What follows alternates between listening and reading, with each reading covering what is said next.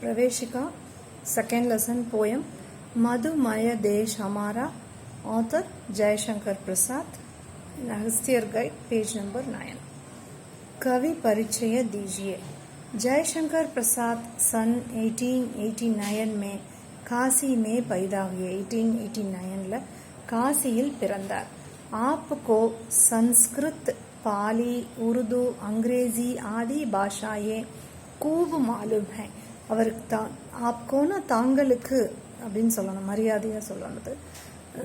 Sanskrit poly Urdu Angrezi போன்ற பாஷைகள் நன்றாக தெரிந்திருந்தது। இதிகாசம்னா வரலாறு।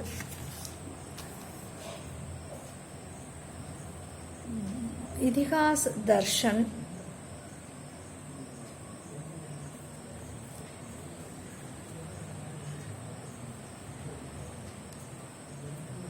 इतिहास दर्शन धर्म शास्त्र और पुरातत्व के विषयों में पटु हैं।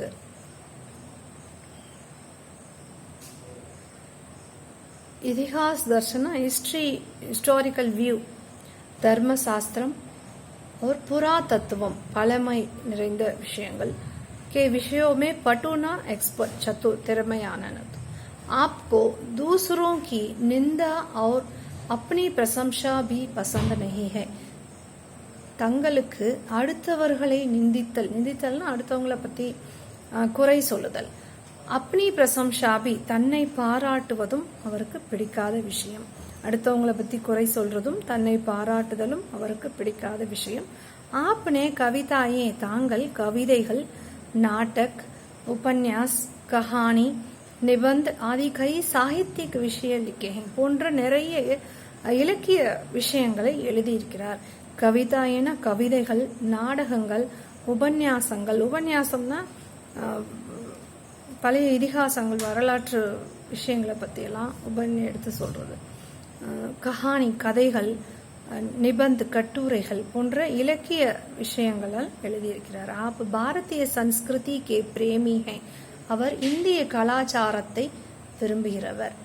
आपकी रचनाओं में राष्ट्रीयता झलकती है, அவருடைய படைப்புகளில் தேசியம் அதிகமாக இருக்கும்। कामायनी आपका प्रमुख काव्य संग्रह है। कामायनीங்கிற காவியம் அவருடைய ரொம்ப ஃபேமஸான காவிய தொகுப்பு। ராஷ்டிரியதா எப்படி எழுதணுங்கிறது இங்க எழுதியிருக்கிறார்।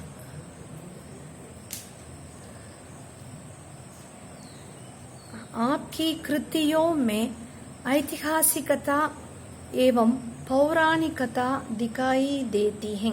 அவருடைய ஆப்கின்றது தங்களுடைய படைப்புகளில் ஐதிஹாசிகதா ஹிஸ்டாரிக்கல் ஏவம் பௌராணிகதா பழமையான விஷயங்கள் தெரிய வரும்। நிறைய எழுதியிருப்பார்। அவருடைய படைப்புகள்ல அதிகமாக காண வர்றது எதுன்னா ஹிஸ்டாரிக்கல் சம்பந்தப்பட்ட விஷயமும் பழமைவாதின்னு சொல்லுவாங்க, அதை பத்தின விஷயங்களையும் அதிகமாக எழுதியிருக்கிறார்। आप सन 1937 में स्वर्ग सितारे, 1947 में स्वर्ग सितारे। कविता का सारांश लिखिए। कविता का सारांश लिखिए। कविवर प्रस्तुत कविता में भारत की महिमा का वर्णन सुंदर ढंग से करते हैं। கவிவர் பிரஸ்துத் கவிதா, இந்த கொடுக்கப்பட்ட கவிதையில் பாரதத்தின் மகிமையை, பெருமையை வர்ணனா டிஸ்கிரிப்ஷன், அதை பற்றி வர்ணித்தல் அழகான முறையில், சுந்தர் டங்குசேன அழகான முறையில் செய்திருக்கிறார்। பாரத் ஏக் மதுமய ததா சுந்தர் தேஷ் ஹை, பாரதம் ஒரு அழகான இனிமையான நாடு। மதுமயனா ஸ்வீட், இனிமையான, சுந்தர்னா அழகான நாடு। यहाँ ठहरने कोई भी किसी भी देश से यहाँ आवे तो उसके लिए हमारा देश स्थान देता है। यहाँ ठहरने இங்கே வசிப்பதற்காக கோயி பி யாராகிலும், யார் வேணாலும் இங்கே வரலாம்। கிசி பி தேஷ் எந்த ஒரு நாட்டிலிருந்தும் யாராவதும் யஹா ஆவேத்தோ இங்கே வந்திருந்தால் உஸ்கே லியே ஹமாரா தேஷ் அவர்களுக்காக நம்முடைய நாடு இடம் கொடுக்கிறது. சகாயதா கி தலாஷி மே படா ஹுவா ஷிதிஜ் பி. ஷிதிஜ்னா ஹரிசான், தொடுவானம், அது வந்து தேடிக்கிட்டு இருக்குதான். சகாயதா கி தலாஷினா ஆதரவு கிடைக்காதா, நமக்கு ஏதாவது ஒரு நாட்டில் ஆதரவு கிடைக்காதான்னு தேடிக்கொண்டிருக்கிறது. தலாஷினா தேடுதல், அது தேடிட்டு இருக்குது. யஹா ஆக்கர், இங்கே வந்து இந்த பாரத நாட்டுக்கு வந்து ஆறாம் பாத்தாகை ஓய்வு பெறுகிறது. பான பெறுதல், டு அப்டைன், ஆதரவை தேடிக்கொண்டிருக்கக்கூடிய ஷித்திஜ் ஹரிசான் இங்கே வந்து ஓய்வை பெறுகிறது. இஸ் ஸ்வர்ண பிருத்திவி பர், இந்த தங்கமயமான பூமியில் பவ்ய தரு ஷிகாயே, பவ்யன பணிவான, தருண மரம், ஷிகாயே கிளைகள், பணிவான மர கிளைகள் நாச் ரஹி ஹை ஆடிக்கொண்டிருக்கின்றன. வே ஜீவன் கி ஹரியாலி பர் சிட்காயே கயே மங்கள குங்கும சேஹங்க. வே அது அவர்கள் எல்லாம் ஜீவன் கி ஹரியாலி, இந்த ஜீவன் எப்படி இருக்கான், ரொம்ப பசுமையாக கிரீனிஷா இருக்குதான். இந்த பசுமையில் தூவப்பட்ட மங்கள குங்குமத்தை போன்று இருக்கிறது. சிட்காயே கயே, தூவப்பட்ட, சிதறடிக்கப்பட்ட ஒரு மங்கள குங்குமம். குங்குமம்னா நெத்தியில வச்சுக்கக்கூடிய அந்த குங்குமம். மங்கள குங்குமம்னா மங்களகரமானது. குங்குமம் வந்து மங்களகரமான பொருள்ங்கிறதுனால மங்கள குங்குமம் அப்படின்னு கொடுக்குறாங்க. அந்த மங்களகரமான குங்குமத்தை அப்படி தூவி விட்டு எப்படி இருக்கும், அந்த பசுமையான வாழ்க்கையில மங்களகரமான குங்குமத்தை ஸ்கேட்டர்ட்னு அப்படி தூவி சிதறடித்தல், அது போல இருக்கிறதா இவர்களுடைய வாழ்க்கை. சிடியா யஹா கோன்ஸ்லா பனாத்தே ஹுயே, பறவைகள் இங்கே கூடுகளை அமைத்து ஆராம் சே சுகிஹெங், ஓய்வெடுத்துக்கொண்டே சுகமாக இருக்கிறதா. ஆராம் சே சுகிஹெங், ஓய்வாக சுகமாக இருக்கின்றன. யஹா பானி ஜோர் சே பரஸ்தாஹை, இங்கே நீர் பலமாக பொழிகின்றது, மழை நீர் ரொம்ப பலமா பொழிகிறது. யஹா கி நதியா சமதல தர்த்தி பர் பஹக்கர் சமுத்திரமே சங்கம் ஹோத்தி ஹைங்க.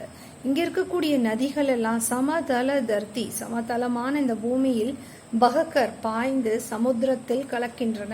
சமுத்திரனா கடல், சங்கம்னா அதுல கலக்கிறது, சமுத்திரத்தில் சங்கமமாகிறது. சமுத்திரக்கி லஹரே பாரத்துக்கே கினாரே பர், கடல் அலைகள், லஹரேனா வேவ்ஸ், பாரதத்தினுடைய கரைகளில், பேங்க் ஆஃப் த ரிவர், இந்த பாரத நாட்டின் கரைகளில் பர் டக்கராக்கர் மோதி, டக்கராக்கர்னா மோதி சந்தோஷம் அடைகிறது. கடல் அலைகள் கூட இந்த பாரத நாட்டு கரைகள்ல மோதி தான் சந்தோஷம் அடைகிறதாம். சூரஜ் ஸ்வர்ண கலஷசா பூரப் கி திஷா மே நிகல்கர் சபுகோ சுக் பहुंचाता है. சூரஜ்னா சூரியன், ஸ்வர்ண கலசத்தை போன்ற சூரியன் கிழக்கு திசையிலிருந்து வெளிவந்து எல்லோருக்கும் சுகத்தை கொடுக்கிறது. பவுன்சாத்தா ஏற்படுத்துகிறது. நபுகே உஜ்ஜவல் தாரே, நபுனா ஸ்கை, உஜ்ஜவல் தாரே ஒளி வீசுகின்ற நட்சத்திரம், தாரேனா ஸ்டார்ஸ், வானத்தினுடைய ஒளி வீசுகின்ற நட்சத்திரம். மதிரா பாக்கர், மதிரான மதுபானம் குடித்து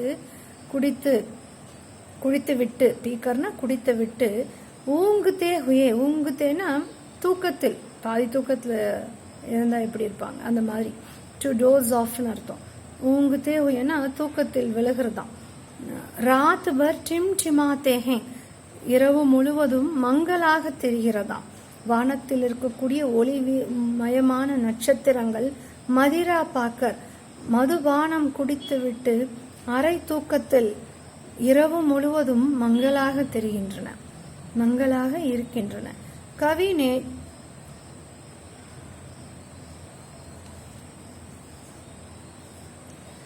चंद्रगुप्त नामक नाटक से इस कविता का प्रस्तुतिकरण किया है. कवि வந்து சந்திரகுப்தங்கிற நாடகத்துல பெயருடைய நாமக் நாடக் மேனா சந்திரகுப்தங்கிற பெயருடைய நாடகத்தில் இந்த கவிதையின் பிரஸ்துதிகரன் வெளிப்படுத்தி இருக்கிறார்.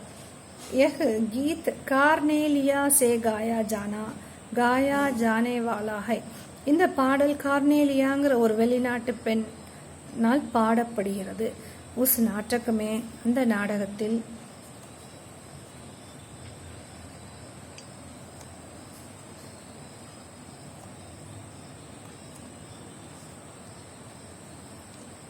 विदेशी स्त्री से इस देश की महिमा बोली गई है. ஒரு வெளிநாட்டு பெண்ணால், கார்னேலியாங்கிற ஒரு வெளிநாட்டு பெண்ணால் இந்த தேஷ் கி மகிமா, இந்த நாட்டினுடைய மகிமை போலி கயி है பேசப்பட்டு இருக்கிறது, இல்லை பாடலாக பாடப்பட்டு இருக்கிறது.